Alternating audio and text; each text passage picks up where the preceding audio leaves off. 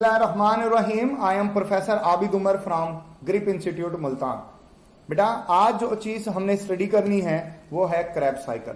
Crabs cycle का topic जो है बेटा वो आज हमारा टॉपिक है। इसको मैं शुरू करने लगा हूं। देखो क्रैब्स साइकिल के सबसे पहले तो आपको नेम्स याद होने चाहिए। पहला नेम तो इसका क्रैब्स साइकिल है। नंबर 2 बेटा इसको सिट्रिक एसिड साइकिल भी कहा जाता है। सिट्रिक एसिड साइकिल भी कहते हैं। नंबर 3 इसको ट्राई कार्बोक्सिलेट साइकिल भी कहते हैं। ये आपने याद रखना है। सिट्रिक एसिड साइकिल इसलिए कहते हैं क्योंकि इसका स्टार्टिंग जो प्रोडक्ट है वो सिट्रेट है, और ट्राई कार्बोक्सिलेट इसलिए कहते हैं क्योंकि 3 कार्बोक्सिल ग्रुप इसमें पाए जाते हैं, इसलिए को ट्राई कार्बोक्सिलेट कहा जाता है। इसका जो रिएक्टिंग सब्सटेंस होता है ना उसको कहते हैं ऑक्सिलो एसीटेट। ये बेटा एसिटाइल को एंजाइम के 2 कार्बन रखने वाले एक मॉलिक्यूल के साथ ये कंबाइन करेगा और सिट्रेट बन जाएगा जिसमें 6 कार्बन होते हैं। ये सिट्रेट अपने आइसोमर में बदलेगा। किसमें बदलेगा? अपने आइसोमर में बदलेगा। इसके आइसोमर के अंदर भी 6 ही कार्बन होंगे, बस OH ग्रुप इसके कार्बन नंबर 2 पर आ जाता है, इसलिए ये आइसोसिट्रेट बन जाता है। फिर आइसोसिट्रेट की जो है बेटा वो ऑक्सीडेटिव डीकार्बोक्सिलेशन होती है। ऑक्सीडेटिव डीकार्बोक्सिलेशन होगी, ठीक है ना, क्योंकि इसमें कार्बन डाइऑक्साइड भी रिमूव होती है, इसलिए ये डीकार्बोक्सिलेशन स्टेप है। ऑक्सीडेशन होगी इसकी और ये रिडक्शन करेगा NAD की, जिससे वो बदल जाएगा NADH के अंदर, और यहां पर 6 कार्बन से 5 कार्बन रखने वाला कंपाउंड बनेगा अल्फो कीटोग्लूट्रेट। फिर सेम ऑक्सीडेटिव डीकार्बोक्सिलेशन होगी इसकी भी।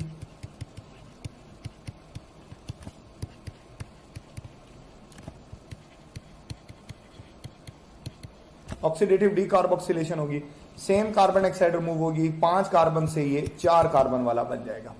ठीक हो गया। और एक NAD will be converted into NADH, यानी सेकंड NADH इसमें बन जाएगा। सक्सिनाइल कोएंजाइम A जब सक्सिनेट में कन्वर्ट होगा तो इससे एक GTP बनेगी, लेकिन ये जो GTP है ना ये अनस्टेबल होती है, ठीक है ना। GTP जो है बेटा ये ब्रेक हो जाती है और दोबारा GDP बन जाती है, लेकिन इससे जो एनर्जी हासिल होती है वो ATP बनाने में इस्तेमाल हो जाती है, ठीक है ना। मतलब एक ATP यहां पर डेवलप हो गया और ये सक्सिनेट बन जाएगा। ये 4 कार्बन है। ये आपने एंजाइम्स में पढ़ा होगा एक रिएक्शन जो है बेटा वो कॉम्पिटिटिव इनहिबिटर्स में, अगर आपको याद हो,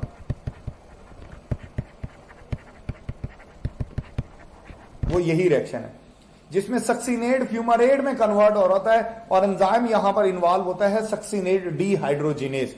सक्सिनेट डीहाइड्रोजिनेज इन्वॉल्व होता है। सक्सिनेट डीहाइड्रोजिनेज 2 हाइड्रोजन सक्सिनेट से निकाल देता है और FAD को बेटा कन्वर्ट कर देता है FADH2 में। ये यहां पर एक ये बनेगा और प्रोडक्ट जो बनेगा वो फ्यूमारेट बनेगा। फ्यूमारेट मेलेट में कन्वर्ट होता है और मेलेट जो है बेटा वो फर्दर जो है वो यहां पर जो है बेटा वो NAD को फर्दर इसकी असल में ऑक्सीडेशन होती है, ठीक है। सिंपल ऑक्सीडेशन, ऑक्सीडेटिव डीकार्बोक्सिलेशन है सिंपल, और ये रिएक्टिंग सब्सटेंस जो है बेटा ऑक्सिलो एसीटेट में जो है ये कन्वर्ट हो जाएगा। इस सारे के सारे रिएक्शन में आपने क्या किया?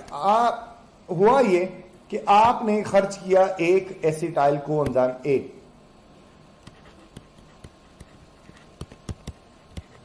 एक से आपको 3 NADH मिले, एक FADH2 मिला, एक आप ATP जनरेट हुई, ठीक है, और 3 वाटर मॉलिक्यूल इसके अंदर इस्तेमाल होते हैं, यूज होते हैं। ये भी याद रखना 3 वाटर मॉलिक्यूल यूज होते हैं, ठीक है ना। एक जो है बेटा वो शुरू में यहीं पर इस्तेमाल हो जाता है, शुरू में ही वाटर मॉलिक्यूल एक यहां पर इस्तेमाल होता है और एक बेटा वो गालिबन यहां पर इस्तेमाल होता है। तो 3 वाटर मॉलिक्यूल जो है बेटे वो यूज होते हैं। ये आपने ये लिखा भी हुआ है, सर ये देखें ये लिखा हुआ 3 वाटर मॉलिक्यूल एक यहां पे यूज होता है, एक पहले स्टेप में था, तो 3 वाटर मॉलिक्यूल यूज होते हैं। तो 3 वाटर मॉलिक्यूल ये देख लें, अब आपने लिखा भी हुआ कि 3 वाटर मॉलिक्यूल जो है वो आपने यूज किए। अच्छा आप जानते हो कि आपके पास एक ग्लूकोज से 2 एसिटाइल कोएंजाइम बनते हैं, तो फिर ये NADH एक ग्लूकोज से देखोगे तो 6 हो जाएंगे, 2 FADH2 हो जाएंगे, 2 ATP हो जाएंगे, ठीक हो गया, और 6 वाटर मॉलिक्यूल हो जाएंगे, ठीक हो गया। केल्विन साइकिल में 2 कार्बन डाइऑक्साइड रिलीज होती है एक केल्विन साइकिल में। तो एक ग्लूकोज से 4 कार्बन डाइऑक्साइड जो है बेटा वो रिलीज होंगी। ये मैं थोड़ा सा समराइज कर रहा हूं गेन एंड लॉस, क्योंकि इस एरिया से एमसीक्यूज आता है, आपने ये बात याद रखनी है। चले आगे चलते हैं। Electron transport chain. देखो बेटा इलेक्ट्रॉन ट्रांसपोर्ट चेन जो ईटीसी है ना, ये होती है क्रिस्टी की सरफेस के ऊपर, ये यहां होती है। अब असल में एटीपी आपको बहुत कम मिले, आपको सिर्फ 6 एटीपी मिले अभी तक। आपको ज्यादातर जो चीजें मिली है, आपको 10 NADH मिल चुके हैं अब तक, आपको 2 FADH2 मिल चुके हैं। अब आपको इनको भी एनर्जी में बदलना है, तो इनको भी एनर्जी में बदलने के लिए इलेक्ट्रॉन ट्रांसपोर्ट चेन से गुजारना पड़ेगा। ये एनर्जी आपको दे देंगे। एक NADH आपको बेटे 3 ATP देता है, और एक FADH2 आपको 2 ATP जनरेट करके देता है। कैसे देता है, चले इसको कर लेते हैं। देखें ये आपकी बुक से लिया कि NADH ब्रेक हुआ, NAD में बदल गया, 2 प्रोटॉन मिल गए इसको, ठीक है, और बेटा 2 इलेक्ट्रॉन। ये 2 इलेक्ट्रॉन सबसे पहले कोएंजाइम Q ने गेन कर लिया, ठीक हो गया, और 1 ATP इससे जो इलेक्ट्रॉन रिलीज हुए उससे जो एनर्जी रिलीज हुई उससे 1 ATP जनरेट हो गया।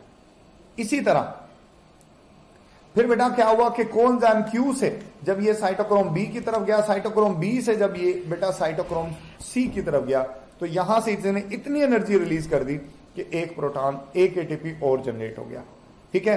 फिर A से फिर A3, फिर A3 से जो है बेटा इसका जो फाइनल एक्सेप्टर है इलेक्ट्रॉन का, फाइनल एक्सेप्टर वो बेटा मॉलिक्यूलर ऑक्सीजन है।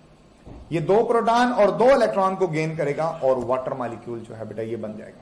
क्या बनेगा, वाटर मॉलिक्यूल बनेगा। मतलब एक NADH ने आपको 3 ATP दे दिए, पहला ATP नंबर 1, नंबर 2 और ये नंबर 3। लेकिन FADH2 ये पहला ATP नहीं देता, इसका पाथवे यहां से शुरू होता है। बाद में हासिल होने वाले जो 2 ATP हैं, ये वाला और ये वाला ATP FADH2 देगा, क्योंकि इसके पास लेस एनर्जेटिक इलेक्ट्रॉन होते हैं, जबकि पहला ATP सिर्फ NADH देता है, FADH2 नहीं देता। तो इसलिए FADH2 will be equal to 2 ATP, यही बात हम बोलते हैं। अब हम टोटल ATP की कैलकुलेशन करते हैं। देखें बेटा ये कैलकुलेशन भी मैं आपको खुद से करवाता हूं, फिर आपको ये स्केच भी दिखा देता हूं कि स्केच आपको क्या बोलता है। देखें सबसे पहले हुआ ग्लाइकोलाइसिस। हम सबसे पहले ग्रॉस प्रोडक्शन करेंगे, माइनस नहीं करेंगे, पहले टोटल जो बना है वो सब डिस्कस कर लेना है। ग्लाइकोलाइसिस से बने 2 पायरोवेट, ऐसे ही था, 2 पायरोवेट बने। इससे आपको हासिल हुए 4 ATP। नंबर 2 NADH आपको मिले इस दौरान। 2 NADH बराबर होते हैं 6 ATP, क्योंकि हमने बोला कि 1 NADH 3 ATP के बराबर है। 2 पायरोवेट से बने 2 एसिटाइल कोएंजाइम, एक पायरोवेट से 1 NADH बनता है, 2 पायरोवेट से 2 NADH बनेंगे, तो this will also equal to 6 ATP। ठीक हो गया। फिर बेटा ये एंटर हो गया क्रेब्स साइकिल में।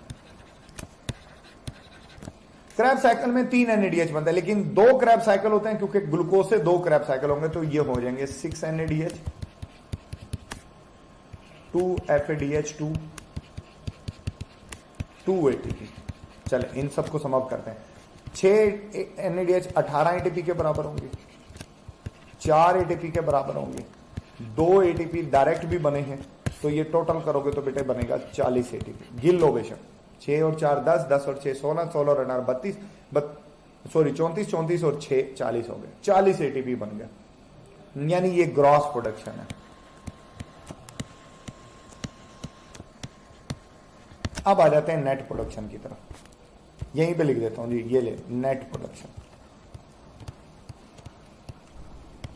टोटल 40 है, ऐसी है ना। अब 2 ATP ग्लाइकोलाइसिस में यूज हुए, माइनस कर दो 2 ATP, तो टोटल कितने हो गए, 38 ATP हो गए। ठीक हो गया। क्या ये नेट प्रोडक्शन है? नहीं, अभी रहते हैं। इन NADH को गौर करो, ये NADH साइटोसोल में प्रोड्यूस हुए, लेकिन अगर इनको ATP में बदलना है तो इनको तो माइटोकॉन्ड्रिया में जाना पड़ेगा, क्योंकि इलेक्ट्रॉन ट्रांसपोर्ट चेन तो क्रिस्टी के ऊपर होती है, माइटोकॉन्ड्रिया में होती है। तो जब ये NADH साइटोसोल से माइटोकॉन्ड्रिया में जाएगा, एक NADH एक ATP खर्च कर देगा। 9th की बुक पढ़े बायो की, उसमें भी ये बकायदा लिखा हुआ है कि एक NADH जब माइटोकॉन्ड्रिया में एंटर होता है तो बाकी सारे NADH माइटोकॉन्ड्रिया में बने, सवाए इन 2 NADH के जो 2 ग्लाइकोलाइसिस में बने। जब ये माइटोकॉन्ड्रिया के अंदर एंटर होते हैं तो फिर ये एक ATP खर्च कर देते हैं। तो 2 NADH है तो 2 NADH यूज्ड ATP, ये भी आपको तो 36 ATP जो है बेटा ये नेट गेन होता है ATP का, याद रहेगा। और ये है यूकैरियोट्स में। प्रोकैरियोट्स में स्टोरी थोड़ी सी डिफरेंट है। प्रोकैरियोट्स में क्योंकि बेटे माइटोकॉन्ड्रिया तो नहीं है, तो जो NAD जो टोटल 40 ATP ग्लाइकोलाइसिस वाले 2 डेफिनेटली वहां भी माइनस हो जाएंगे।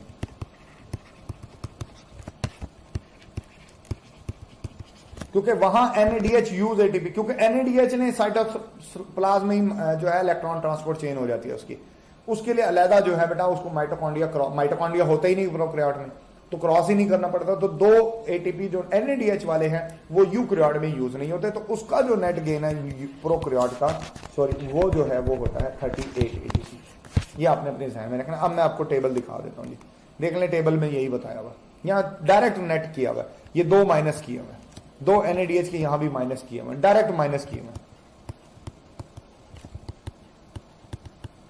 ये ले, अब टोटल आगे सारा सेम है, ठीक हो गया। इस तरह ये देख लें, इसमें मैंने सब कुछ इकट्ठा करके लिखा हुआ है। यहां पे लिखा हुआ है कि बेटा पायरुविक एसिड के दौरान वाटर कोई नहीं बनता, यहां 3 वाटर मॉलिक्यूल यूज होते हैं, यहां 2 वाटर मॉलिक्यूल रिलीज होते हैं। इलेक्ट्रॉन ट्रांसपोर्ट चेन में 1 कार्बन डाइऑक्साइड, जो पायरुविक एसिड में 1 कार्बन डाइऑक्साइड रिलीज होता है, 1 पायरुविक, यहां 2 होती हैं, ठीक है ना। यहां पर कोई भी नहीं होती, हाँ यहां पर एक पानी का मॉलिक्यूल एंड में बनता है। ये बातें आपने याद रखनी है, ठीक हो गया बेटा। यहां पर हमारा ये यूनिट जो है मुकम्मल हो गया है। थोड़ा सा ट्रिकी था, सारी टेक्निकल बातें मैंने इसमें डिस्कस की हैं। फिर भी किसी एरिया में अगर आपको कहीं पर महसूस होता है कि आपको कोई बात समझ नहीं आई तो बेटा आप जरूर सवाल पूछें। अपना बहुत सारा ख्याल रखिएगा। Thank you, Allah Hafiz.